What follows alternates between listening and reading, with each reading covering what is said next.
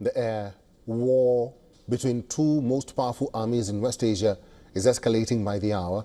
As US President Donald Trump weighs in on whether to join the war, Washington has already been moving its heavy war machinery in the region. US Air Force B-2 stealth bombers are reportedly heading towards Diego Garcia or Guam.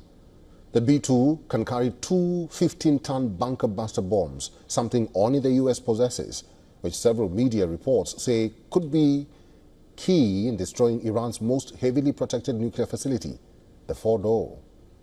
These stealth bombers may be used by the United States if they decide to join the war against Iran.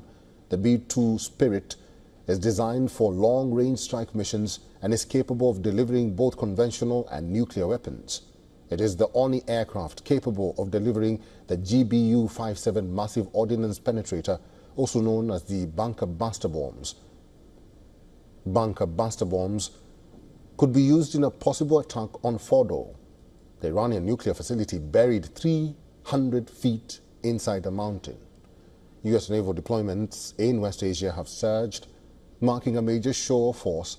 Carrier strike groups, including the USS Abraham Lincoln and USS Roosevelt, are now positioned in the Mediterranean and Persian Gulf, supported by destroyers and submarines. USS Carl Vinson arrived in the Arabian Sea in March. The Navy also directed the destroyer USS Thomas Hudner to move east from the western Mediterranean to be available if needed. This formidable presence signals Washington's readiness to respond rapidly to any threat. Now, according to U.S. defense officials, the U.S. Navy now has 5 guided missile destroyers in the eastern Mediterranean. After Israel's attack on Iran, the U.S. had positioned 2 guided missile destroyers in the eastern Mediterranean off the coast of Israel, which helped to protect Israel by shooting down incoming missiles from Iran. Although the U.S. would need British permission to launch strikes from Diego Garcia, over which the UK maintains sovereignty, Diego Garcia, the Chagos Archipelago island, serves as a US-UK base some 3,500 kilometers from Iran. However, this would not be necessary if they deployed from the base in Guam.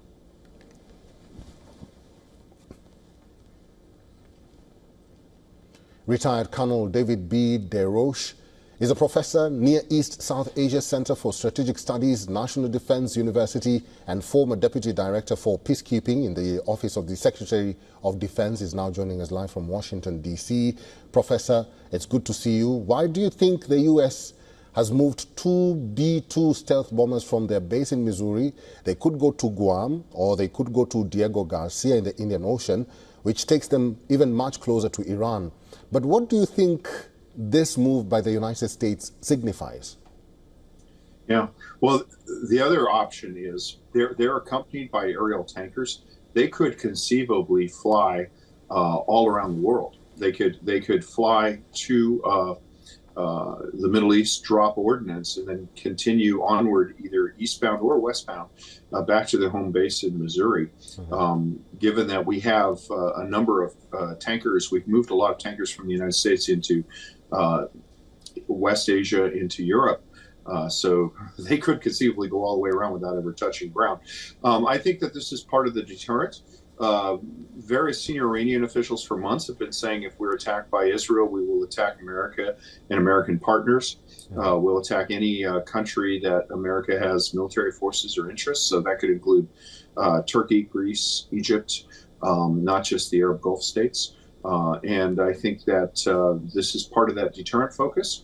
I think a secondary aim of this is President Trump has been very, very vocal in saying he hasn't decided if the United States is going to attack Israel, and attack Iran. So what that does is that increases uncertainty on part of the Iranian regime leadership.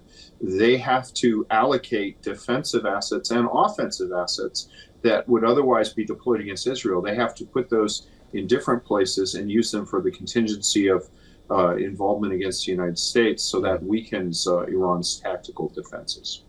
Colonel DeRoche, Iranian armed forces have threatened to strike military aid shipments to Israel. Now, a spokesperson also warned that any country sending military or radar equipment to Israel will be considered as an act of aggression against Tehran and will be targeted. How do you decode this message, and what can America do having this message put against them? Yeah, that. It doesn't need much decoding. It's a pretty straightforward message. I mean, in the past, I think that if Iran would be pressed on it, they would say, "Well, this person doesn't speak for the government," and they're good at doing that both ways. There are people who are in private capacity, and a university professor at the Center for American Studies speak in Tehran, speaks all kind of rubbish on the media, but then when he's pressed on it, they say, well, he doesn't speak for us. But, it's an authoritarian regime, and you don't speak about Iranian security from Tehran without the approval of the regime.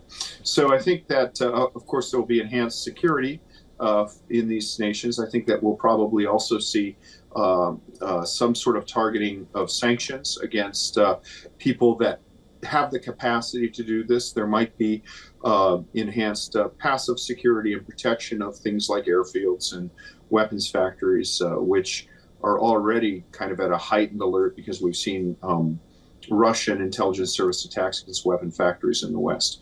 But Iran makes threats like this all the time, and the problem with making frequent threats is that the value of that threat decreases. I think it will be taken seriously given the increased desperation that Iran has. But again, it brings us back to our first thing, which is, if there's an attack on a weapons factory in Missouri, the United States probably will attack Iran directly. There won't be a week-long deliberation over attribution.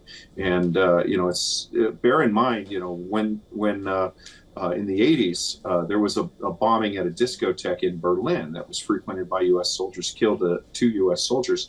The Reagan administration attributed that without waiting for forensic proof to Libya and bombed Muammar Gaddafi. So the United States has form in this, and I think that given the heightened tensions here, unless Iran really wants a conflict, if an American soldier in Europe gets hit by a car, the Iranians better send him a bouquet in the hospital, because right now this is not a good time to mess around with this sort of thing.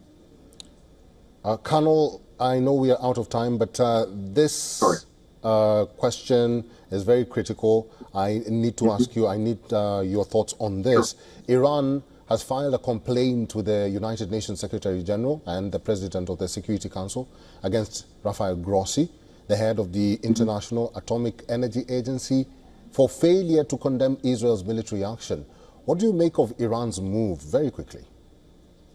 I think it's typical. Iran uses every forum to advance this. They try to have legitimacy and try to position themselves as an aggrieved party, but at the end of the day, the regime that runs Iran is a lawless regime that claims a religious and divinely inspired mandate and doesn't really respect any civil law, but that won't stop them from trying to use it to advance their security aims. All right. Retired Colonel David B. DeRoche is a professor, Near East South Asia Center for Strategic Studies, National Defense University, and former Deputy Director for Peacekeeping in the Office of the Secretary of Defense. Colonel, it's good to have you. Thank you for talking to us today. It's an honor.